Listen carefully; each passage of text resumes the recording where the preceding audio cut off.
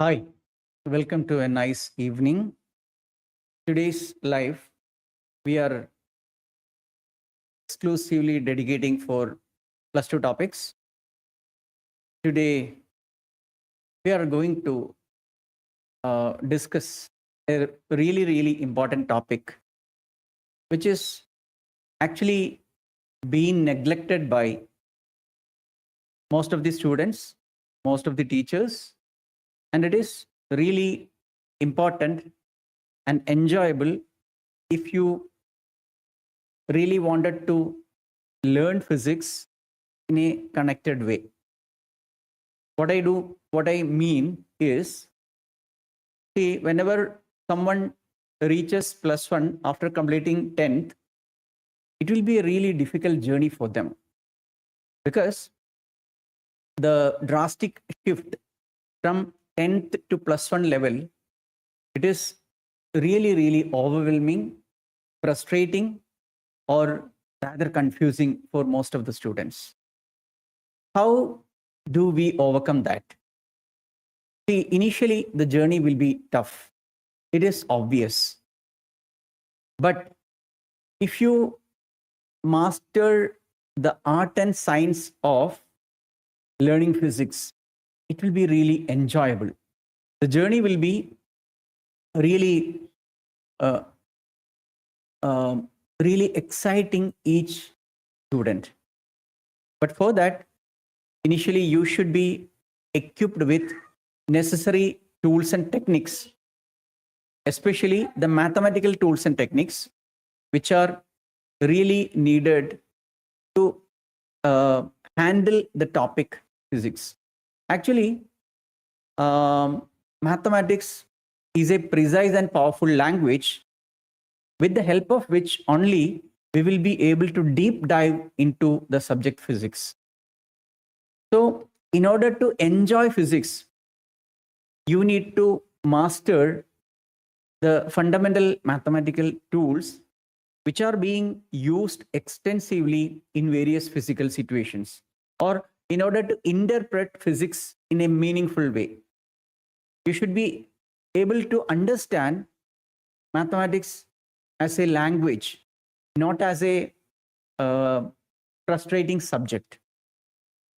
Once you are able to meaningfully connect math with physics, then at that point, you will start learning physics with enjoyment, excitement, and lots of fun. And the process of you becoming such a person will be the natural way, the byproduct of which will be the top marks and ranks you are going to achieve. See, you need not focus on marks or entrance exams or any kind of exams, but the results will follow you. You need not follow results or ranks or marks. Results will follow you. That will be the natural outcome if you start learning physics with enjoyment. But it is not an easy task. I'm not propagating or suggesting you this is somewhat easy to master the subject. It is not at all in an easy journey, but there is some gap. If you are able to effectively bridge that gap, then that will be the starting point of you learning physics with lots of fun, joy, excitement, and enthusiasm, which will result in bringing you amazing or outstanding results. So, without elaborating much, I wanted you to take to the particular concept, because while interacting with many students, I did realize that they didn't have such an insight related to this particular topic. And here I will be discussing this particular topic for next 30 to 35 minutes. It will take that much of time. And I will be skipping the fundamentals because mathematical tools, differentiation and integration, all those are appearing here. But this topic is exclusively dedicated for +2 students or +2 topics. So there is no point in discussing the very basic fundamentals here in this particular session. Every Tuesday and Friday, I will be live at 6:30 p.m. discussing +2 topics. Okay, that is the routine schedule for +2 topics. So without wasting your time, let me directly move into the topic. Let me share the screen. I wanted to share the screen. As we did last day, today also I am using the powerful tool, my view board. Let me share the screen. Yes, I hope that the screen is visible for each one of you. Absolutely right. So I wanted to discuss the topic of conservative forces. Actually, the conservative forces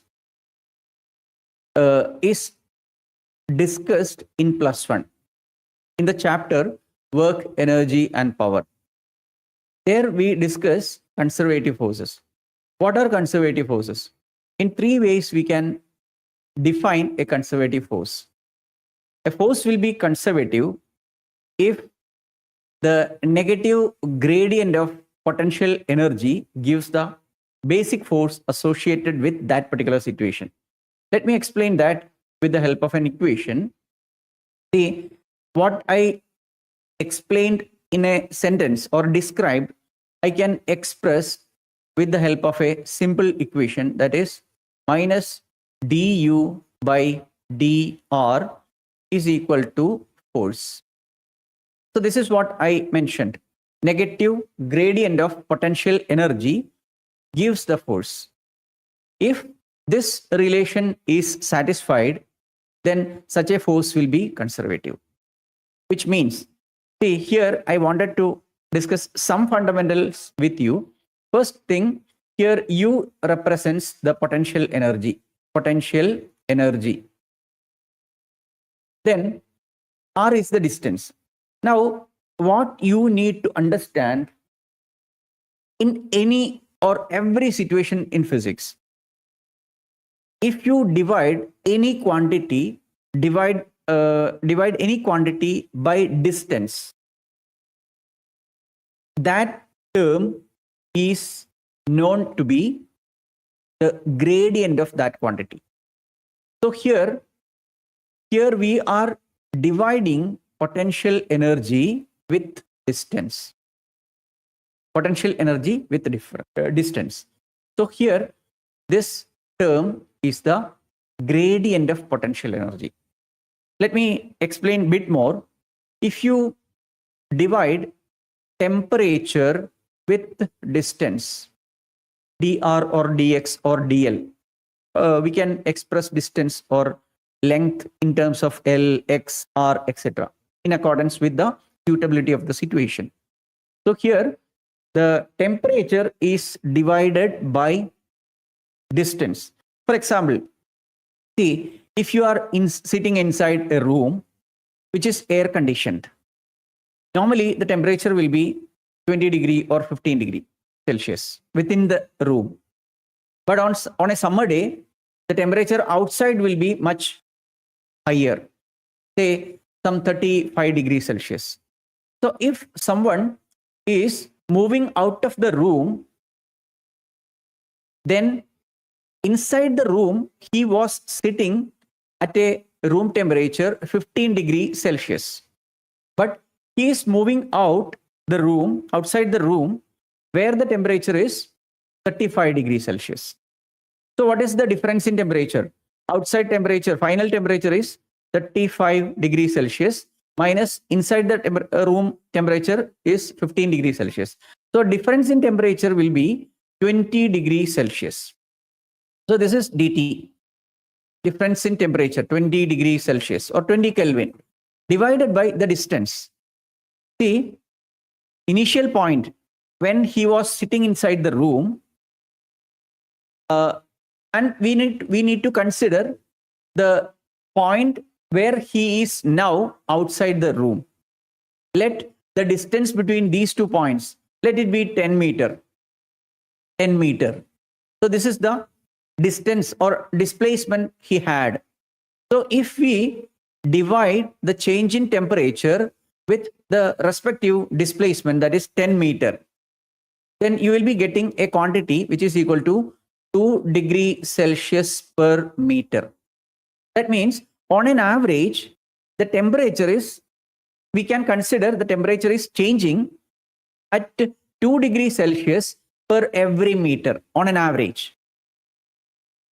So this quantity, the change in temperature per unit distance, it is called temperature gradient. I hope this makes sense for each one of you. Now, we can also consider, I wanted to give you more clarity on this. If you consider a swimmer who is trying to deep dive into sea. See, we all know that if someone is moving into the sea, the pressure increases as he moves deeper and deeper. So when somebody is at a depth of 10 meter, let me move this screen bit upside. If somebody is moving down, let this be the sea level, and let the swimmer be at this point initially, A, where the pressure is to be 2 atmospheric pressure, 2 atm. Now, if he is moving further downward, and he is reaching another point B, where the pressure is 10 atmospheric pressure, 10 atm. Now, here the pressure is P2 final pressure. This is the initial pressure. So what about the change in pressure? Delta P, that is equal to 10 atmospheric pressure minus 2. 10 minus 2, 8 atm. This is the delta P. Divided by, let the depth or displacement between A and B, let it be some 20 meter. 20 meter. So I'm dividing this change in pressure with the distance, delta R or delta H. Let me use the word H because since it is depth, delta H divided by 20 meter. What you will be getting? You will be getting, see here 4, here it will be 10, 4 by 10 or 2 by 5, 2 by 5, or we can write it as 0.4 atm per meter. What does it mean? When the swimmer moves downwards inside the sea, when he cover say 1 meter, on an average, the atmospheric pressure increases by 0.4 atmospheric pressure. So this quantity, what is this quantity? We are dividing change in pressure with the distance or depth. Here also it is depth. So this quantity is called as pressure gradient. So this is a fundamental concept. If you divide any physical quantity with distance or length or displacement, then that quantity is called as the gradient of the first quantity. So first, in the previous example, I discussed about temperature gradient. Here it is pressure gradient. And if we move back to the initial condition, now you will be able to connect what is the gradient of potential energy. gradient of potential energy means change in potential energy is divided by the corresponding distance. So we are considering the potential energy at two places, and we are taking the ratio between the change in potential energy and the corresponding displacement or distance. That is the potential energy gradient. Okay. Now we need to consider negative of that quantity, negative of the negative gradient of potential energy. We need to calculate it. If you calculate the negative gradient of potential energy, then if you are getting the fundamental force associated with that particular situation, then such a force is called a conservative force. And the second definition given for conservative force, if the work done in moving an object from one point to the other is depending only on the initial and final positions. See, this is the initial point position, this is the final position. And it is independent of the path followed. See, this, let this be the path through which the object is taken from A to B, path 1. Then another case, we are taking the same object from A to B through this path, second path. Now again, we are taking the same object from A to B through another path, third path like this. So this is second path and this is third path.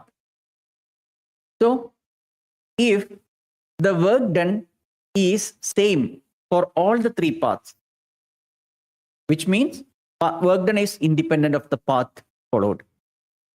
In such a case also, the work done, the force will be conservative.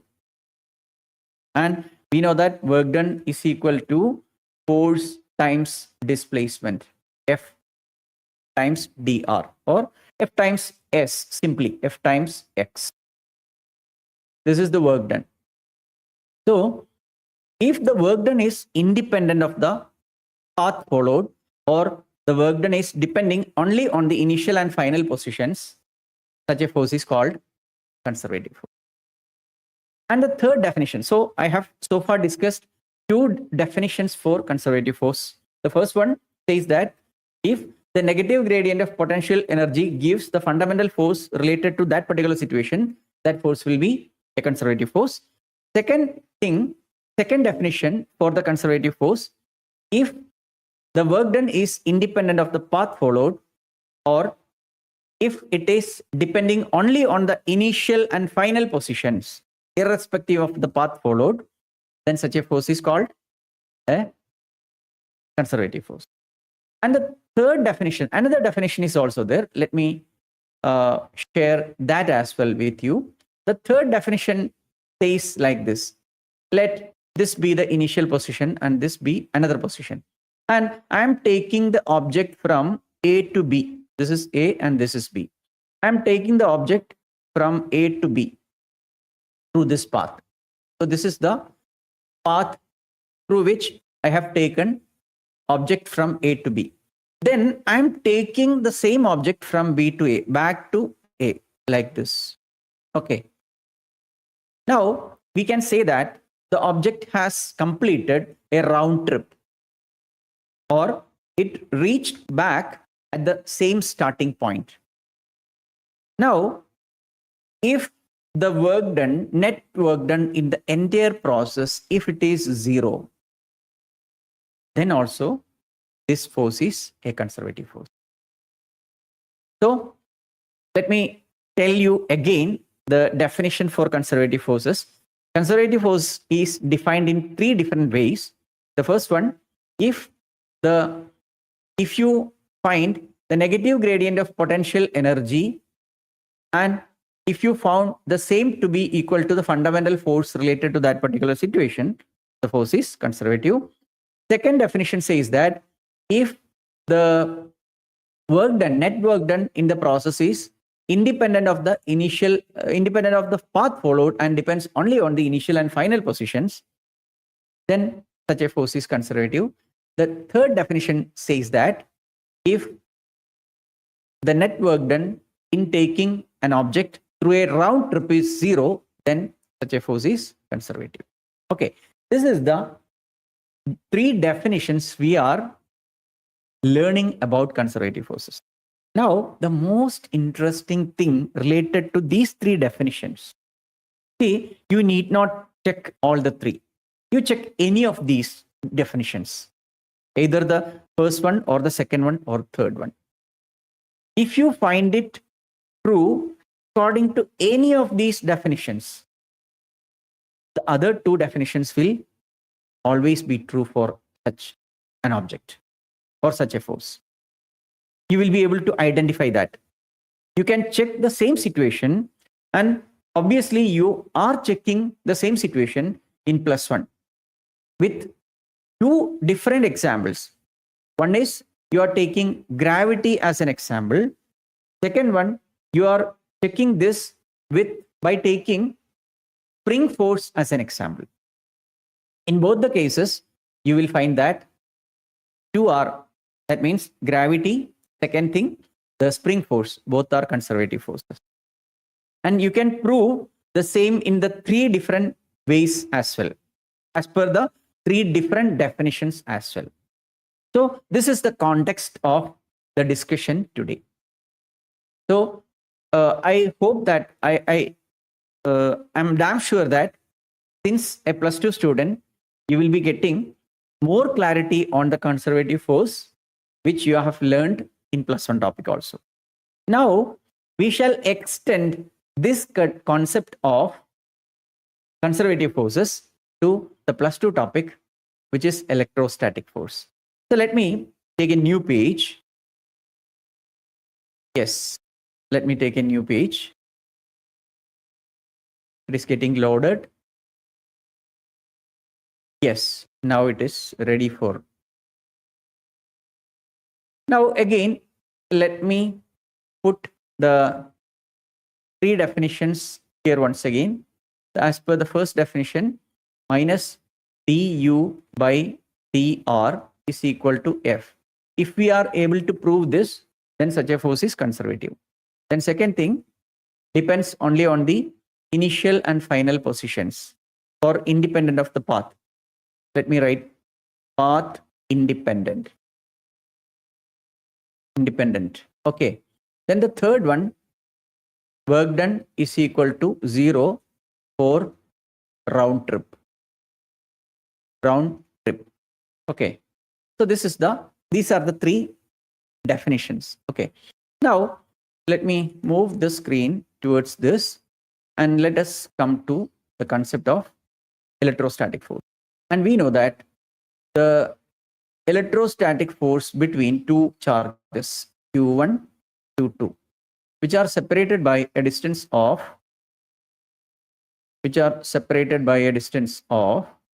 say, R. Let the distance between the 2 forces, let it be R. Then here, this potential energy of the system of 2 charges. See, where do we discuss about potential energy? In mechanics, potential energy is the energy possessed by a body by virtue of the configuration of the system. Or if the system is under a state of strain, then such a system will be having a potential energy. Now you think about a compressed spring or a stretched string, or spring. It will be under a state of strain. Whenever at the very moment you releases your hand, it will move towards the original or equilibrium position. The same is true if you keep the spring compressed. In both the cases, it is under a state of strain. You consider water stored in a dam. At the very moment the shutters are opened, the water will rush downwards. You think about a coconut which is on the tree. At the very moment it breaks the connection with the tree, it falls down. So it is also under a state of strain. So in all these cases, the object is having some kind of potential energy because it is under a state of strain. The same is true in this particular situation also.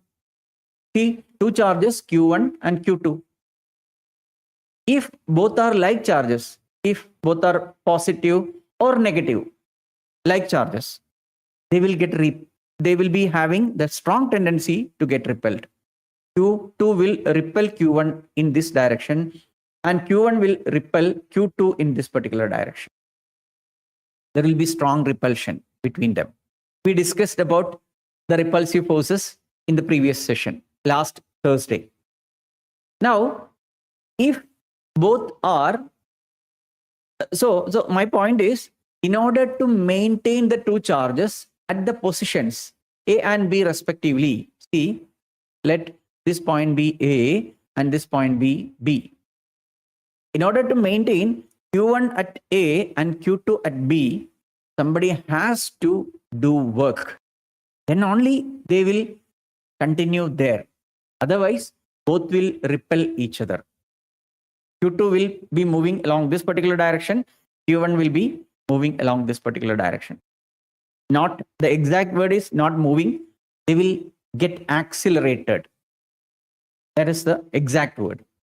Now, you consider both the charges to be unlike charges. One is positive and the other is negative. Let us consider that way. Let me change the color once. Yes, let this be negative charge. This is positive and this is negative. Then here, Q1 will get attracted by Q2. Similarly, Q2 will be attracted towards Q1. So here also, the two charges are under a state of strain. So for any system which is under a state of strain, there will be a potential energy for that particular system. Okay.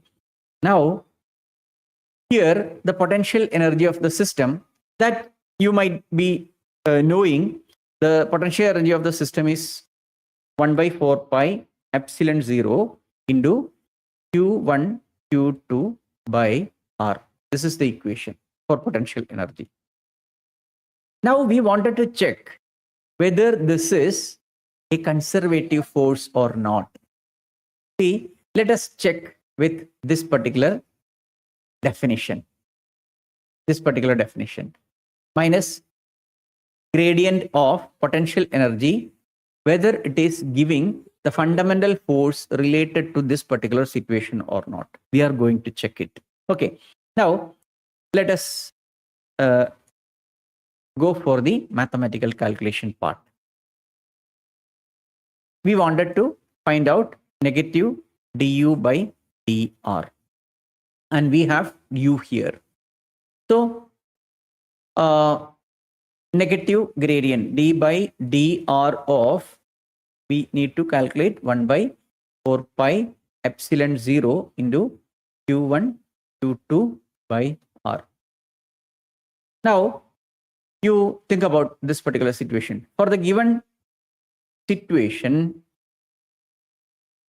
1 by 4 pi epsilon 0 is a constant. Q1, Q2 is also constants. So all those can be taken out. So I am taking those quantities outside. Q1, Q2 by 4 pi epsilon 0 into, or negative sign that can also be put outside, d by dr of r raised to minus 1. See, this is the only quantity which we need to differentiate. 1 by r. 1 by r can be written as r raised to minus 1. That is what I did. Now, keeping the constants outside, minus q1, q2 divided by 4 pi epsilon 0. What is the value of d by dr of r raised to minus 1? D by dx of x raised to n is nx raised to n minus 1. So using that particular relation here, r raised to minus 1 is supposed to differentiate with respect to r, the variable r. So as per the standard result, we can find the result to be minus n x raised to n minus 1.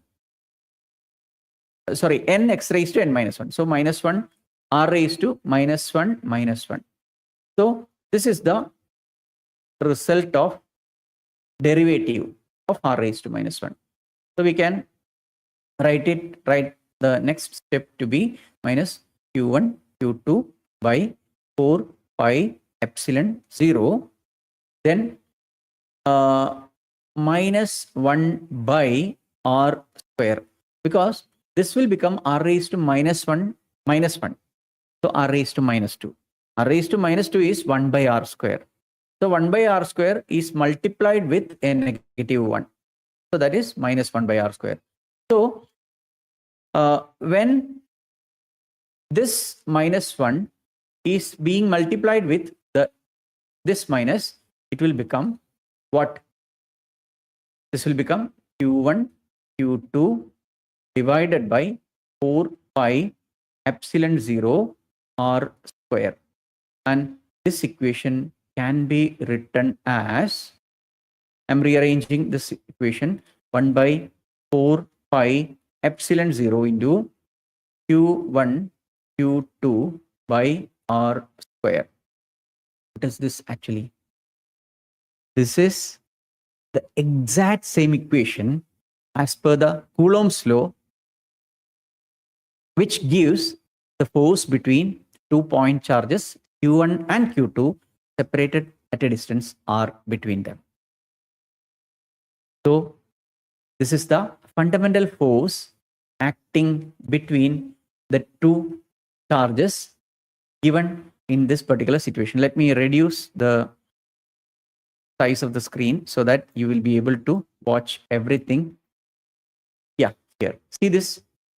If two charges q1 and q2 are placed at a distance r, they will experience a force, electrostatic force, which is given by Coulomb's law. And according to Coulomb's law, if you calculate the force between the two charges, it is equal to 1 by 4 pi epsilon 0 into q1 q2 by r square. The fundamental electrostatic force between two charges. And we are getting the same equation if we are finding the value of negative gradient of potential energy related to this particular situation. So that the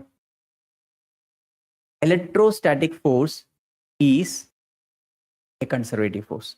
This is the proof for verifying or validating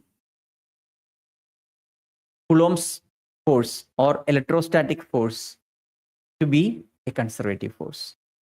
And since we are getting the fundamental force when we find the negative gradient of potential energy, the next two definitions for conservative force, the one, it will be path independent.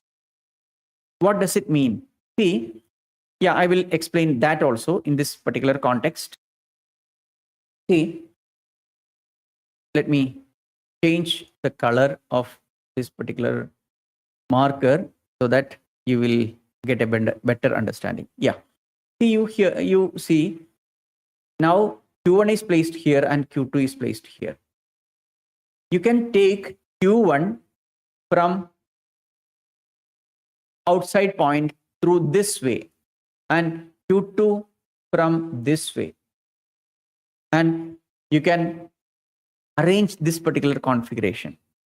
Another possibility, you can take q2 from the initial position through another path like this to this point B, and q1 from another path through this to bring it to the position A. So it is irrespective of the path. You are having the freedom to bring the two charges through any path, any possible path, to bring to this particular configuration. Irrespective of the path followed, the potential energy will be same. This will be the potential energy. You need not bother about the path through which you brought the two charges into this particular positions A and B. So it is path independent. Again, work done for the round trip, it will be 0. See, here you consider taking A from this point to here and taking it back to A. The work done will be 0. Why it is so? See, if we consider the two charges to be positive, see, now if you are taking Q1 away from Q2 along this particular direction till this point, the work done is negative. You need not do any work, but the system, the Q2 will repel the charge Q1 and it is easy for you to take it from A to C.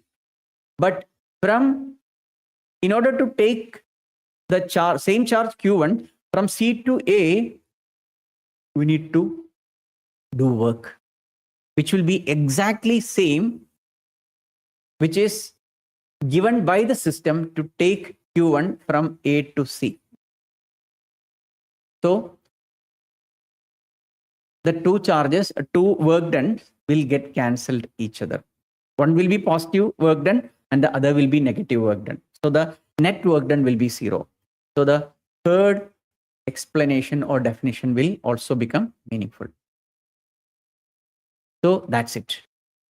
So I think that this will help you to understand the concept of, let me stop sharing the screen and come back to the original screen. I hope that this makes sense for each one of you. And this is a very important concept related to conservative forces in physics. And if you are having this much of clarity, you can extend the same concept from starting from gravity, moving to spring force, coming to electrostatics, and you will be able to extend this one to the concept of magnetism as well, or to any kind of conservative forces. And unfortunately, in our current education system, this kind of connective learning is not happening.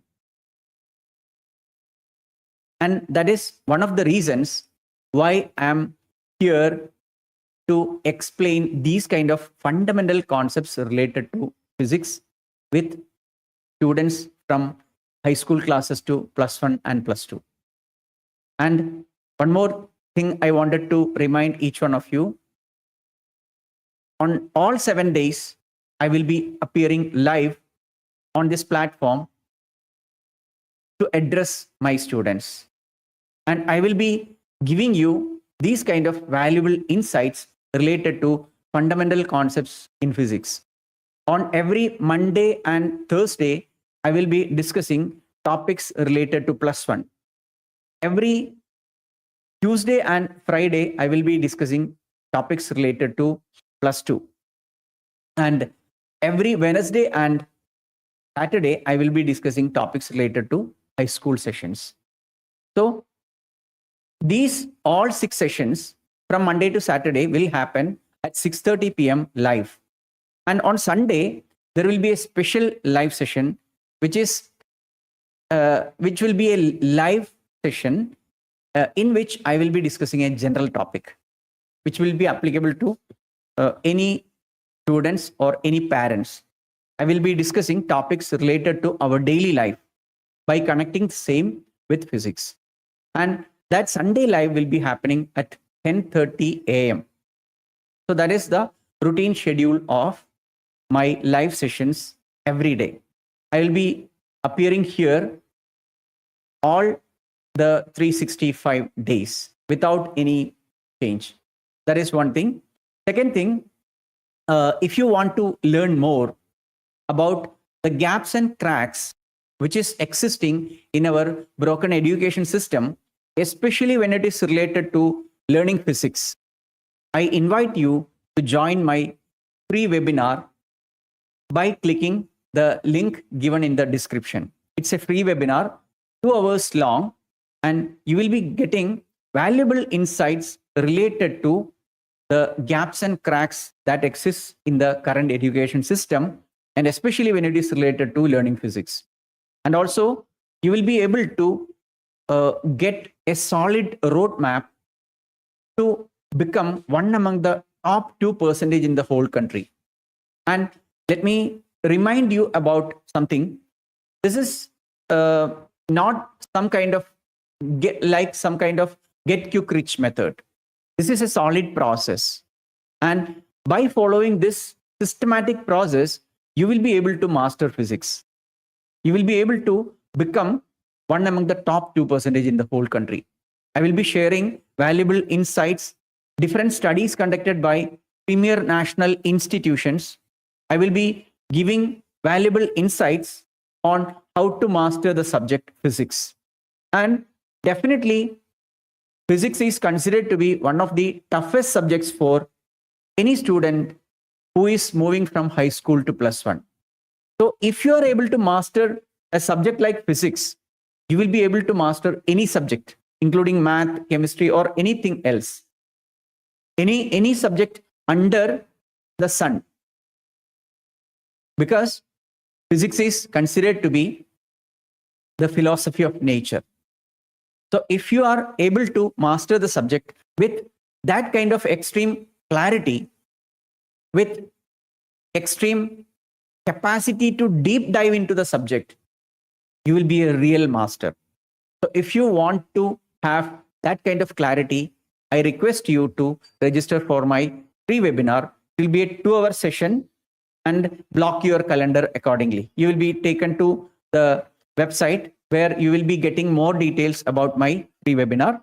You can register for my free webinar and be present for a game-changing 2 hours. So thank you for being here for this much of time. I hope this session added value to your learning. If you find value in this particular video, then please share your comments. If you find some easy way, so or if you find some better insights related to this particular topic, please share your thoughts in connection with the learning you gained from this particular topic. So see you again with another +2 topic on Friday. Tomorrow, I will be coming with a high school topic at the same time, 6:30 p.m. So signing off. Thank you all. Bye for now. Have a great day.